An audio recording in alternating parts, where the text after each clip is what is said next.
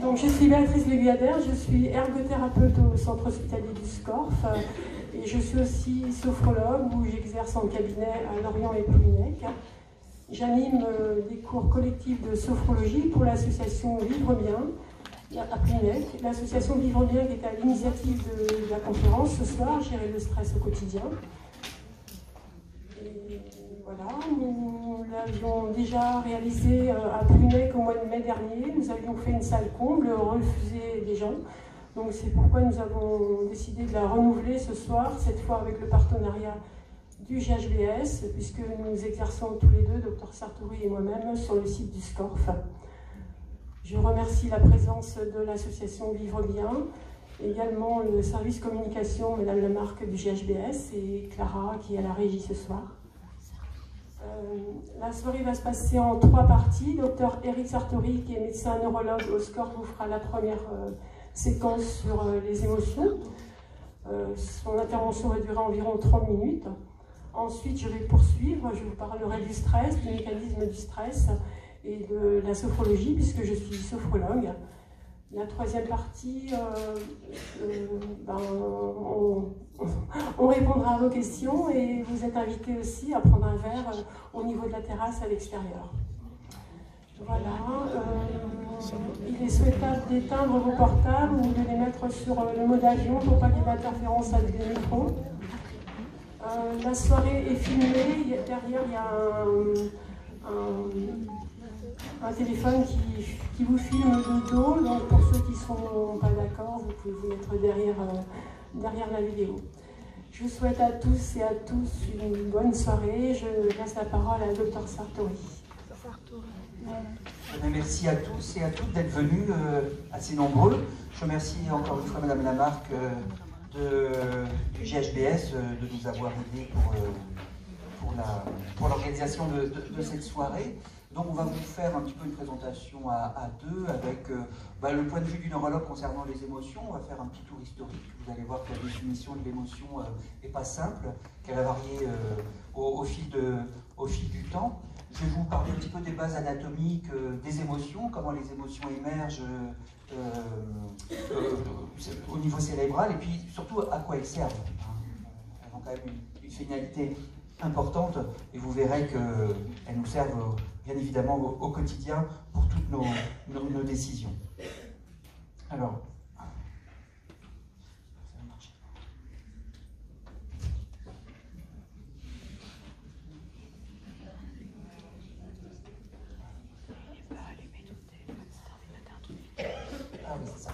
donc, un petit rappel historique. Alors, étymologiquement, l'émotion, c'est tiré du latin, avec une double signification. Vous avez l'affixe « et » qui veut dire « hors de », et puis « movere » qui veut dire « mouvement », avec déjà, vous voyez, dans l'origine latine du mot « émotion », quelque chose qui a à voir avec quelque chose qui sort de soi, qui est en rapport avec le réel, ce qui nous entoure.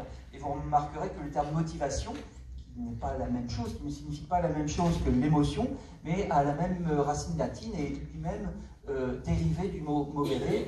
Et vous verrez, je vous présenterai des petits cas cliniques avec des patients cérébrolésés qui ont des soucis avec leurs émotions, et vous verrez que quand on intègre mal ces émotions, eh bien on a des gros soucis de motivation et de prise de décision. Les deux ne sont pas identiques, mais sont intrinsèquement liés.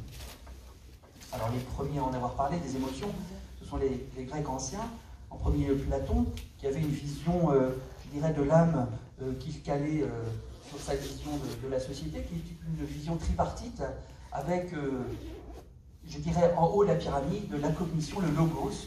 Vous voyez qu'il attribuait la raison, la pensée, la volonté, le jugement rationnel aux classes dirigeantes, à ceux qui avaient le pouvoir. C'était souvent le cas dans la Grèce antique. Et puis tout ce qui avait à voir avec les émotions, les motivations, c'était quelque chose finalement de plutôt secondaire, en tout cas parasite, et qui ne concernait que les classes, je dirais, sociales les plus basses, jusqu'aux esclaves, avec donc historiquement déjà une connotation extrêmement négative vis-à-vis des émotions. Et cette connotation négative, elle nous a poursuivis tout au long de l'histoire de l'humanité, en tout cas de la pensée contemporaine, du moins en Europe, avec une connotation plutôt péjorative qui va cesser, vous allez voir, à partir du XVIIIe siècle, mais il va falloir attendre assez longtemps. Aristote, c'était pas tellement mieux, hein. Les émotions étaient considérées comme des sentiments qui changeaient l'homme, de façon à affecter son jugement, et accompagnées par la souffrance ou le plaisir, mais en tout cas des choses qui avaient à voir avec une moins-value dans le raisonnement de l'être humain. C'est de pire en pire avec les stoïciens, notamment Zénon et Marc Aurèle, bon, c'était la pensée stoïcienne, hein, mais qui nous a poursuivis pendant pas mal de siècles, du moins en Europe, où il faut obtenir une emprise sur ses émotions et accepter ce qui ne dépend pas de nous, avec une citation assez connue de Marc Aurèle: si vous êtes affligé par quelque chose d'externe, la douleur n'est pas due à la chose elle-même, mais à votre évaluation de celle-ci, ce qui n'est pas faux en soi, et cela vous avez le pouvoir de l'abolir à tout moment, avec donc cette volonté de contrôler notamment tout ce qui est affect, émotion, pour ne pas se faire parasiter. On continue cette rapide traversée historique jusqu'à Descartes. La pensée cartésienne, en fait, exprimait avant tout un dualisme entre le corps, le soma, les passions, et cela, c'était évidemment le plus noble. Et là aussi, avec ce dualisme, il fallait à tout prix séparer les émotions du raisonnement logique, de la pensée humaine, avec toujours cet aspect finalement parasite et négatif des émotions par rapport à la cognition. Et puis les choses ont enfin bougé à partir du XVIIe siècle, notamment avec Spinoza, qui est un philosophe extrêmement novateur, qui a vraiment, sa pensée a entraîné vraiment une cassure par rapport à la pensée dominante, notamment en Europe, où enfin, on reconnaît les émotions comme une adaptation, quelque chose qui nous permet d'interpréter le monde qui nous entoure, qui nous permet d'interpréter la situation autour de la personne, avec des affects, on appelait ça à l'époque plutôt des affects, des états du corps qui augmentent ou diminuent la capacité même du corps à l'action, mais quelque chose finalement d'assez adaptatif et qui nous permet de nous entraîner dans ce qu'on appelle une espèce d'homéostasie, c'est-à-dire de situation d'équilibre entre le soi et ce qui nous entoure de manière plus ou moins proche. Et les émotions ont continué ainsi à traverser les siècles avec finalement des choses de plus en plus positives, je dirais, et finalement une cassure poursuivie au XVIIIe siècle avec des philosophes comme Hume, où finalement on arrête enfin de parler du combat de la passion et de la raison, on arrête enfin ce raisonnement en termes de dualisme entre le corps et l'esprit, et on commence à aborder les choses entre les émotions, la vie végétative, le somatique et la cognition, le raisonnement logique, dans une espèce d'approche, disons, synergique. Et puis les choses vont ensuite aller très très vite avec Charles Darwin, et puis surtout la reconnaissance, ou plutôt la connaissance, à partir du 19e siècle. Au 19e siècle, on a fait beaucoup de progrès en matière de compréhension de la physiologie humaine, et c'est à partir du 19e et surtout du début du 20e qu'on a commencé à appréhender ce qu'on appelle la vie végétative, hein, qui est cette vie, je dirais, neurologique, qui gouverne nos viscères, nos artères, nos glandes hormonales, etc. Et qui est un vecteur important, on le verra tout à l'heure, un vecteur important dans la genèse des émotions, avec deux systèmes, qui est un système donc sympathique et parasympathique, ce sont peut-être des mots que vous avez déjà entendu parler, qui gouvernent, vous voyez, l'ensemble de la vie végétative, de la motricité de l'œil jusqu'aux organes reproducteurs, en passant par le tube digestif, l'estomac, le foie, le cœur, les poumons, etc. Et à partir du 19e siècle, effectivement, alors tantôt ça a été des neurophysiologistes, tantôt des psychologues, on a commencé à aborder la compréhension des émotions à travers les modifications physiologiques que l'on comprenait, que l'on avait décrites sur le plan anatomique et que l'on commençait donc à mesurer d'un point de vue expérimental. Voilà.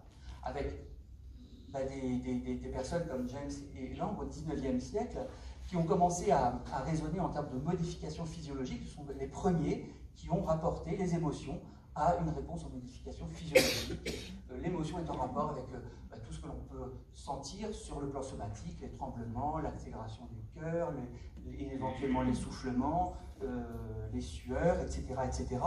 Mais avec comme prérequis que ces changements physiologiques, somatiques, corporels apparaissent toujours en premier et montent ensuite au cerveau, et c'est le cerveau qui les interprète comme des émotions d'un certain type. Autrement dit, selon cette approche, le raisonnement est assez révolutionnaire à l'époque, mais bon, ça nous paraît sans doute un peu primaire maintenant. On est joyeux parce qu'on rit, on est malheureux parce qu'on pleure. Bref, c'est l'émotion qui gouverne la cognition, avec une perception finalement qui nous paraît peut-être un peu contre-intuitive actuellement, qui est en fait la séquence suivante. On perçoit un événement, par exemple un ours, un animal menaçant.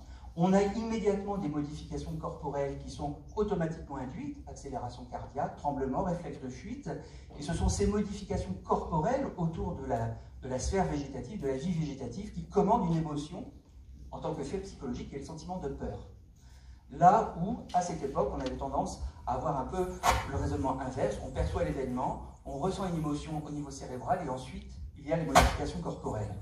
Alors cette approche, qui est probablement en partie vraie, a été rapidement battue en brèche parce que, en fait, les différentes émotions, la peur, la colère ou les émotions plus positives, n'ont pas de spécificité physiologique. Voilà, on peut très bien transpirer, avoir le cœur qui s'accélère, ça veut peut-être dire qu'on est en colère, ça veut peut-être dire qu'on a peur, ça veut peut-être dire qu'on est amoureux, ça n'a pas de signification spécifique, et certaines modifications corporelles ne s'associent pas systématiquement à telle ou telle émotion. Ça, c'est le premier argument en défaveur de l'approche de langue, notamment. Et puis, le deuxième argument, qui est quand même un argument de poids, c'est qu'on sait que chez les patients, et on le savait déjà à l'époque, chez les patients qui ont des lésions médulaires de la moelle épinière et qui ont donc une déconnexion, au moins partielle, entre le cerveau et les sensations viscérales, eh ben, ces patients blessés au niveau de la moelle ont des émotions aussi adaptées, aussi intactes, en tout cas dans la plupart des cas, que des patients qui n'ont pas de lésions médulaires. Donc manifestement, cette approche n'était pas suffisante. Ce qui a abouti à d'autres types d'approches, notamment celles de Cannon et de son élève Barthes au XXe siècle, plutôt première partie du XXe siècle, qui partait du prérequis qu'on peut ressentir des émotions sans forcément ressentir de modifications physiologiques, faisant intervenir le système nerveux autonome. On peut avoir des émotions sans que ce soit mesurable par des frissons, une rougeur de la peau, des palpitations, etc., etc. Et ces auteurs reprenaient effectivement comme cas celui des patients qui ont des lésions médulaires et qui ont des émotions préservées.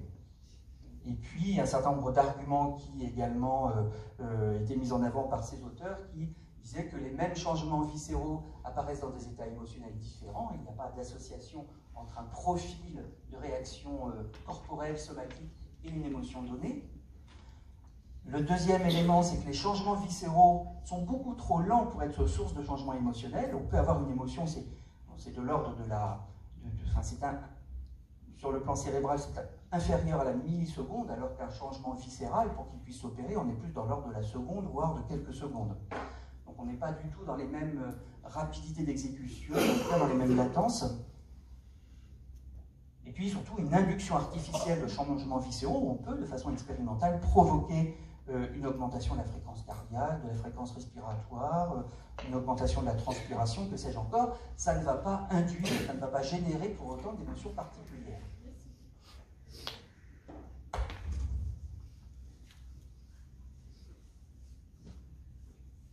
Le problème, c'est que, ce sont des arguments qui leur ont été opposés, c'est que certaines émotions, comme la peur, s'accompagnent nécessairement d'une réaction physiologique qui peut être mesurable.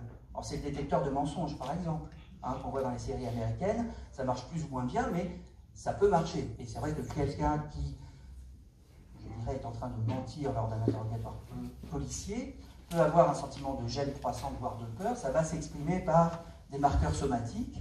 une discrète augmentation de la sudation, une discrète augmentation de la fréquence cardiaque, et ça, ce sont des décrochages physiologiques qui vont s'associer à ce sentiment de peur et qui sont mesurables. Donc certaines émotions s'accompagnent tout de même d'une réaction physiologique.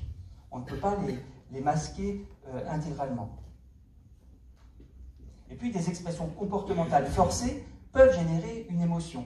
Alors c'est le cas des acteurs qui, pour rejoindre la théorie de Lang, effectivement, peuvent, à force de rire, ou à force de pleurer, avoir un sentiment de joie ou de tristesse. Et donc des expressions comportementales forcées peuvent générer une émotion.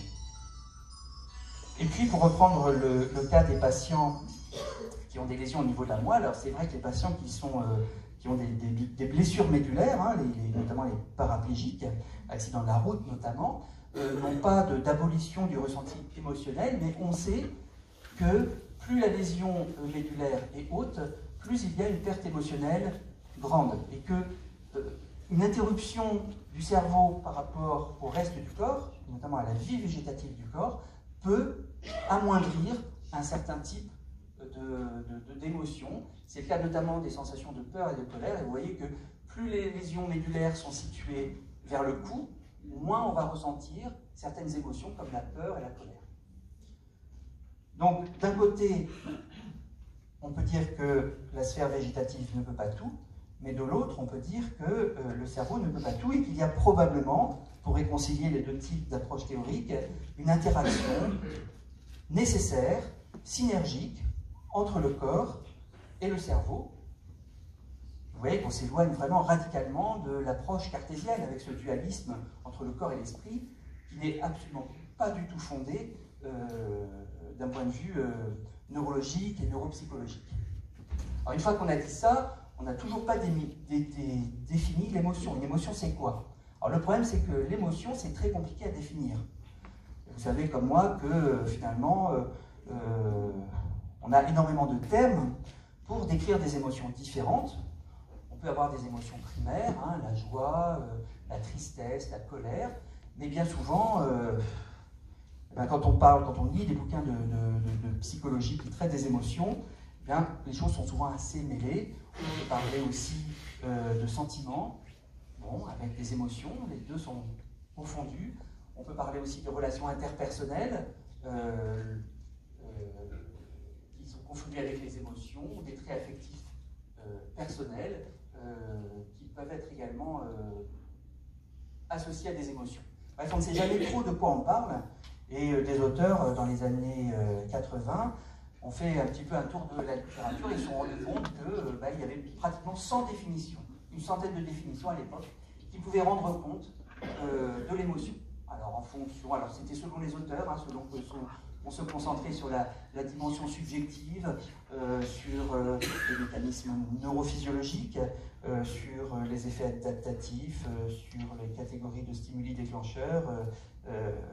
Bref, les auteurs, il y avait autant d'auteurs que de définitions des émotions, et donc il était très difficile, d'un point de vue méthodologique, d'en tirer des définitions fixes, consensuelles pour tout le monde.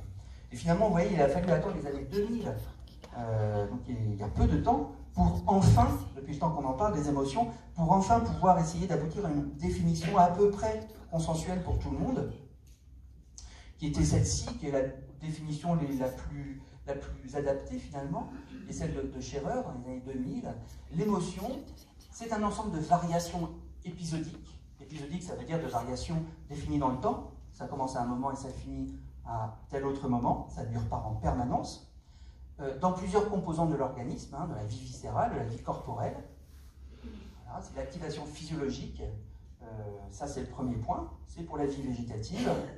Et la deuxième composante de la définition qui fait l'émotion, c'est que tout ceci s'active en réponse à des événements, donc en lien avec l'environnement ou avec des pensées, évalués comme importants par l'organisme, par l'individu.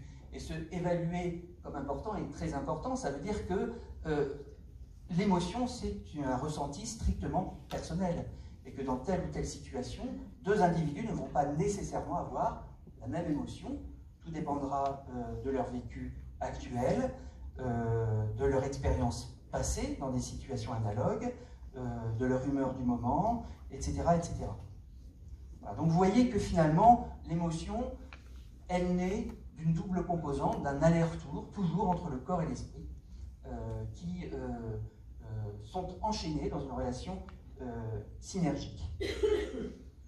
Et globalement, alors c'est des choses qui avaient déjà été pressenties dans les années 60, c'est que la cognition, hein, le raisonnement cérébral et l'activation physiologique sont nécessaires à la genèse d'une émotion. L'activation physiologique, elle existe toujours dans l'émotion, c'est finalement l'esprit qui va la labelliser. L'activation physiologique va déterminer la quantité d'émotions, quantité de réactions corporelles, végétatives, et c'est le cerveau qui va en déterminer la qualité. Quelle émotion est ressentie à tel moment, pour tel individu. Voilà. Donc l'émotion finalement est provoquée toujours par la confrontation entre une situation et l'interprétation de la réalité qu'en fait l'individu. Voilà. Donc l'émotion, c'est déjà plus une sensation. Sensation, c'est quelque chose de strictement corporel. Hein, traces auditives, visuelles, tactiles. L'émotion, c'est plus que ça, mais ce n'est pas encore un sentiment. Hein, puisqu'un sentiment peut être une fabrication cognitive sans manifestation réactionnelle, même si une accumulation de sentiments peut générer des états émotionnels. Ce n'est pas tout à fait la même chose. Et une émotion, ça sert à quoi? Très, très grossièrement, les émotions, elles ont toujours existé, chez les animaux comme chez les hommes, parce que leur première finalité, elle est la conservation de l'espèce. Hein, l'émotion, elle nous sert à adapter notre comportement en fonction des contraintes extérieures, situation de danger, sensation de peur, donc fuite, situation d'affrontement, ça va peut-être générer plutôt de la colère, éventuellement un combat, bref, quelque chose qui va permettre la survie et la reproduction de l'espèce. Ça, c'est vrai depuis que l'homme existe, et c'est bien évidemment vrai également chez les animaux. Mais ce n'est pas que ça, fort heureusement, les émotions. Les émotions, et c'est leur deuxième fonction, elles ont un rôle cognitif très important. Vous savez comme moi que lorsque l'on mémorise quelque chose, si on le fait avec des émotions, ou avec un souvenir d'émotions en lien avec ce que l'on apprend, eh bien on améliore l'apprentissage, l'emmagasinement en mémoire. Et lorsque l'on cherche à se souvenir de quelque chose, eh bien la trace mnésique sera bien sûr beaucoup plus importante si l'apprentissage s'est fait avec un contexte émotionnel marqué. Hein, donc, pour l'enfant, l'adolescent et l'adulte apprenant, évidemment, si l'on fait les choses avec de l'émotion, eh bien, il y aura évidemment une augmentation de nos capacités. Et puis, et c'est la troisième fonction, bon, il y en a d'autres, hein, mais c'est la troisième principale fonction des émotions, les émotions nous permettent bien évidemment d'identifier les expressions faciales et vocales, ce qu'on appelle la prosodie, hein, la mélodie du langage, et d'analyser finalement les émotions des autres, mais pouvoir exprimer ses émotions propres. Et ça, c'est indispensable en termes de communication, de relations interpersonnelles, de comportement empathique, et puis de choix et de prise de décision au quotidien. Donc les émotions, ça sert essentiellement à ces trois choses. Après, il y a d'autres fonctions, évidemment, on peut en attribuer d'autres tout aussi importantes, mais je dirais que c'est ces trois fonctions qui apparaissent le plus souvent. Alors les émotions, je dirais, primaires, de base, c'est celle-ci. Vous voyez, il n'y en a pas 36 000. C'est la colère, le dégoût, la peur, la joie, la tristesse et la surprise. Et ça, on le sait depuis Darwin, ce sont des choses qui sont relativement innées, qui sont inscrites dans notre cerveau, dans notre patrimoine génétique. C'est inscrit également dans le patrimoine génétique d'un certain nombre d'animaux supérieurs, hein, notamment les singes, mais pas que. Et on sait très bien que chez le petit, hein, le bébé, eh bien, il y a déjà emmagasiné dans son cerveau des expressions types qu'ils expriment très bien. Déjà chez le bébé, même s'il n'a pas encore d'interaction sociale autre que celle qu'il a avec ses parents, il peut exprimer déjà de la joie, de la tristesse, du dégoût, de la tristesse, de la surprise, etc. Donc ces 6 expressions de base, elles ont bien été décrites par un psychologue américain qui s'appelle Ekman, qui les a décrites et comparées, et l'intérêt de ses travaux, c'est qu'il les a étudiées dans plusieurs endroits du monde. Il a présenté en fait à des personnes du continent européen, continent asiatique, en Afrique, aux États-Unis, etc. Et il s'est rendu compte que c'était vraiment transculturel, c'est-à-dire que ces 6 émotions primaires, elles sont reconnues par le plus grand nombre, avec une bonne corrélation. Et Et finalement, que l'on soit français ou habitant de Sumatra, eh bien, on va avoir le même décodage des émotions faciales, le même type d'expression. Il y a des petites variations culturelles, mais globalement, ces 6 émotions de base, elles se retrouvent chez tout le monde, de par le monde. Il n'en va pas de même de certains types d'émotions. Alors ça, il faut s'accrocher. C'est plus ou moins bien validé sur le plan scientifique. On fait quand même un petit peu d'ethnocentrisme. Il y a des auteurs, des psychologues qui ont cherché à développer des choses un peu plus complexes avec des associations d'émotions. On se rapproche déjà un peu plus, non pas de l'émotion, mais du sentiment. Bon, ça, c'est des choses qui sont plus ou moins bien validées, et je ne suis pas sûr qu'on puisse adapter ce type de raisonnement, ce type de définition à l'ensemble de l'humanité. Je ne suis pas sûr que la curiosité ou la fierté ou le sentiment de culpabilité s'expriment exactement de la même manière, avec les mêmes types de mélange d'émotions, que l'on soit européen ou asiatique, etc. Bon, ça, c'est toujours un peu sujet à caution, et c'est vrai que la littérature dans ce domaine est particulièrement riche. Mais bon, je ne vais pas trop insister là-dessus. J'insisterai beaucoup plus sur un neuropsychologue américain d'origine portugaise qui s'appelle António Damasio, je ne sais pas si vous en avez entendu parler, qui a vraiment révolutionné l'approche de la compréhension des émotions chez l'homme dans les années 80-90. Il a sorti 3 bouquins qui ont été traduits et publiés chez Odile Jacob. L'erreur de Descartes, voilà, pour bien insister ce dualisme entre le corps et l'âme, il est à mettre aux oubliettes, c'est complètement caduc. Les deux sont forcément associés. Deuxième bouquin où il a insisté un petit peu sur la pensée novatrice de Spinoza. Et puis, à travers des exemples expérimentaux, il a essayé de chercher, de illustrer tout ça. Pour la rationalité humaine, c'est de la bonne vulgarisation, et c'est très très instructif, et vraiment, ce sont des choses qui ont beaucoup fait avancer la compréhension de la neuropsychologie de l'homme. Bon, je ne sais pas si Damasio sera un jour nobelisable, mais enfin, on est à ce niveau de performance et d'innovation intellectuelle chez lui. Voilà. Donc Damasio, en fait, il nous dit quoi? Il nous dit que l'homme, pour raisonner, il peut raisonner de 3 façons. Voilà. Il y a les raisonnements vraiment de base, les raisonnements réflexes. On a faim, on mange. On voit un objet qui tombe, on a le réflexe de le prendre avant qu'il ne tombe par terre. Ça, c'est des choses extrêmement primaires, c'est des choses qui existent également dans le règne animal, ça ne va pas très loin, et finalement, c'est assez, je dirais, indépendant du ressenti émotionnel. Quoique, mais enfin bon, c'est assez simple. Et puis vous avez le raisonnement pur, alors c'est construire une machine, c'est faire les plans d'un bâtiment, c'est résoudre un problème de maths. Ça, c'est du raisonnement logique pur.